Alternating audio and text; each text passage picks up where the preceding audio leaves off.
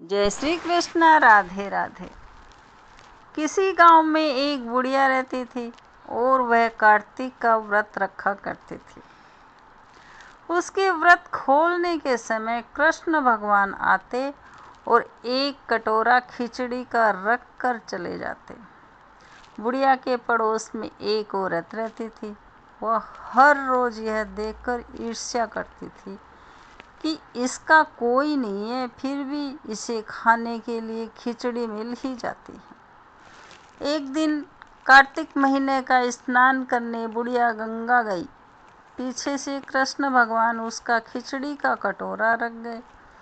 पड़ोसन ने जब खिचड़ी का कटोरा रखा देखा कि बुढ़िया नहीं है, तब वह कटोरा उठाकर घर के पिछवाड़े फेंक आई। कार्तिक स्नान के बाद बुढ़िया घर आई तो उसे खिचड़ी का कटोरा नहीं मिला और वह भूखी ही रह गई। बार बार एक ही बात कहती कि कहाँ गई मेरी खिचड़ी और कहाँ गया मेरा खिचड़ी का कटोरा।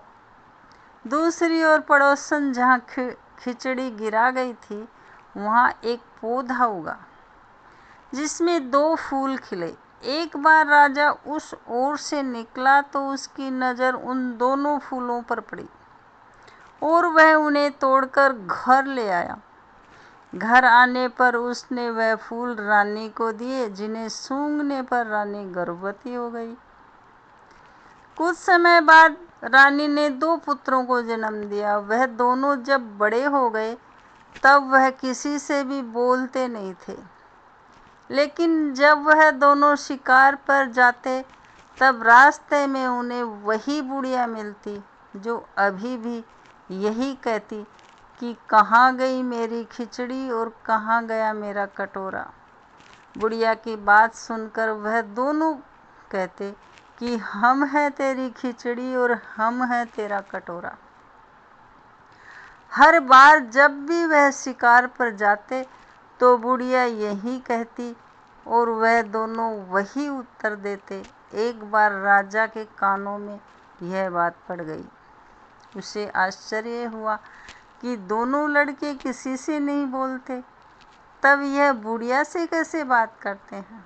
राजा ने बुढ़िया को राजमहल बुलवाया और कहा कि हमसे तो किसी से भी ये दोनों बोलते नहीं हैं, तुमसे यह कैसे बोलते हैं।